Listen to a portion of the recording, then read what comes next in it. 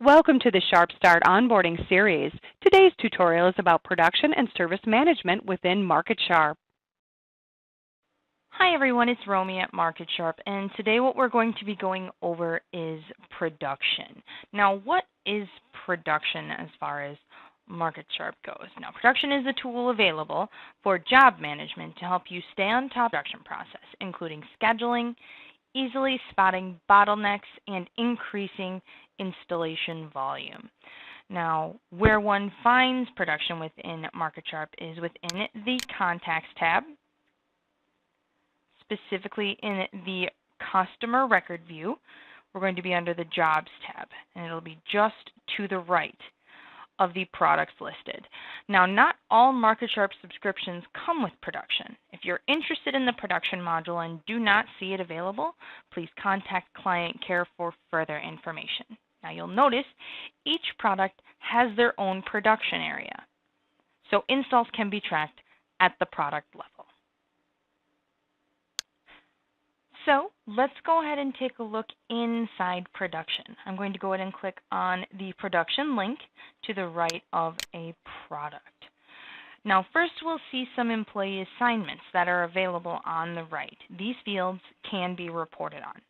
Project Manager is a field designed to house people such as the production manager. This is considered the main point of contact on an install. Work Crew is a field designed to house the name of a group of individuals working on an install, whether it be the lead installer's name, the subcontractor who was assigned, or a specific group's name. So we'll say Ed Thompson is working with Sam Patton's group. Workers is a field designed to report on the individuals that were assigned on said job. So within Sam Patton's group, we're going to say that it's Todd Murphy, Joe Thomas, and Joe Growth. Now, when it comes to building your production process, it can be as basic and straightforward or as detailed as complex as your company would desire. Now, the easiest and most basic production process would be to add a new task, call it installation. Assigned to is who the main point of contact on this task is. This is also whose calendar it's going to show up under. That'll be their color on the event in the production calendar. So we'll go ahead and say Ed Thompson. Expected start and expected end. This is when you anticipate to do the task. This is also the fields that the calendar looks at because this is when you are scheduled, you are anticipated to begin the task. So we'll go ahead and say that it's to start. And it's a couple of days long. Actual start and actual end are when the task is actually started and actually completed. The reason these dates are housed separately is to monitor bottlenecks in case there are weather issues, just availability issues, and that kind of thing. So you can see when things are going over schedule, when things are ahead of schedule, that kind of thing. You don't want to complete actual start and actual end date in advance. You want to wait until these dates actually occur. Activity process are automations based on these 4 dates. So if you would like an email to go out prior to something happening, an email to go out in reaction to something happening, a text to go out in reaction to something happening, that is what this dropdown is for, to add an activity process, a series of actions based on these 4 dates within your production flow. The next icon to the right here we have is a individual task note. Now you'll notice in the top left here you are able to leave notes for the overall project. So in this case it would be the entire window project. But over on the right here you are able to leave an individual note for this particular task. So the installation in this instance. So you could leave a note here.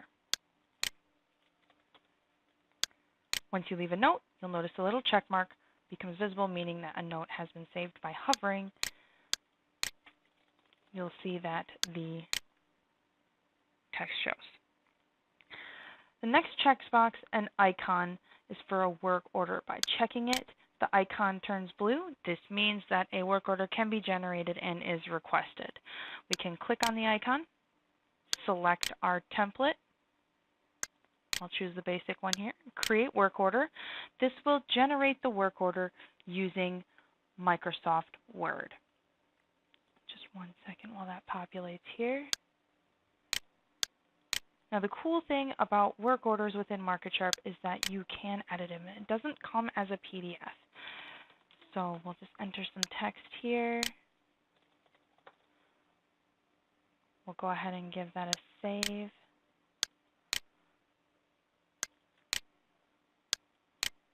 Using our add-ins tab with the print file manager. Save to server. And then what you'll notice is once we save that and go back in, again, there is a check mark showing that a work order has been saved. This can also be opened and edited as well. So that edited work order with notes is able to be viewed by other people within the MarketSharp company as well. The next check mark and icon we have here is for scheduling. This makes the task visible on the calendar. Once we check it, the calendar turns blue, and this event will now become visible on the calendar. Much like scheduling a sales appointment, you can also leave these fields blank and click on the icon to jump to the calendar to schedule. This is also how you schedule partial day installs. So if it's just like a smaller install that's going to take a couple of hours, you can do that this way. So we'll say Wednesday or Tuesday. Right click to add event. Here you'll see the task. Go ahead and click save. Here's the installation. We can head back to the task. The dates reflect with a check mark showing that it has been saved on the calendar. Now, the reason that calendar is not checked by default when adding a production task is because when you have a more detailed production flow, a majority of the tasks will not show on the calendar. So I'll show you an example of that. So this was an example of a very basic single step in MarketSharp production process. Now we're going to add a production process, which is a series of tasks. We'll go ahead and add basic installation steps. So you can see how it can get very detailed and into the nitty-gritty of what all goes on in a production flow. You'll also see some dates auto-populated. These dates were set up in the admin section by a system administrator to auto-populate based on company standard of when things are supposed to happen. In the admin section, you're also able to create your own production processes from scratch based on your company's production flow. Any questions on how to do that, please refer to our help portal for further information or client care. Now, looking at the task descriptions of basic installation steps, you'll notice that a lot of these we wouldn't want to show on the production calendar. Typically, you'll reserve the production calendar for any measures, post-job walkthroughs, and the installs themselves. So that's why tasks by default are not shown on the calendar and have to have the calendar activated on the right to be seen. Now, the way to close out production is by making sure that all tasks have all 4 dates completed.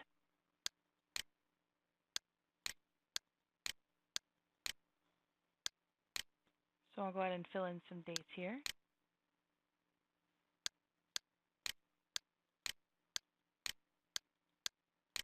All tasks are now complete on the job. All 4 dates have been completed. So by clicking Save, the product itself will complete. The completion date will show as the latest actual end date of the product. And just like completing with the details by adding the product completion date manually, once all products on the job have a product completion date, it will auto-populate the job completion date. The last thing that we're going to go over today is managing your production tasks. We've gotten them scheduled. How do we stay on top of them? Now, the tool that I'm going to show you to do that is the Production tab. The Production tab is how you manage your tasks. Now, up at the top, you'll see filtering options, and you can refine this however you would like. If you wanted to show everything that is expected to start today,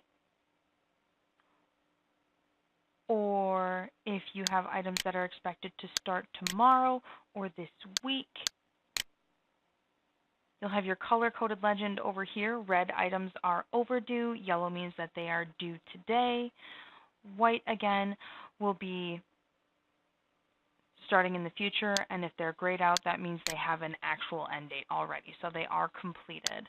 You can also refine this to see tasks that are assigned to particular production people, particular descriptions, such as you just want to see the installs.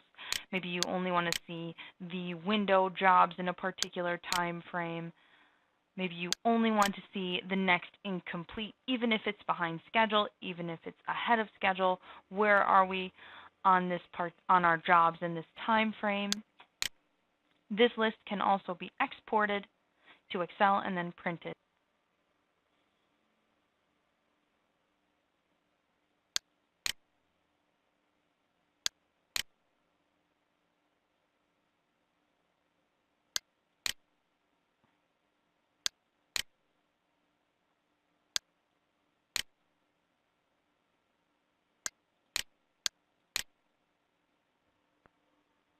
And that will conclude the MarketSharp SharpStart video on production.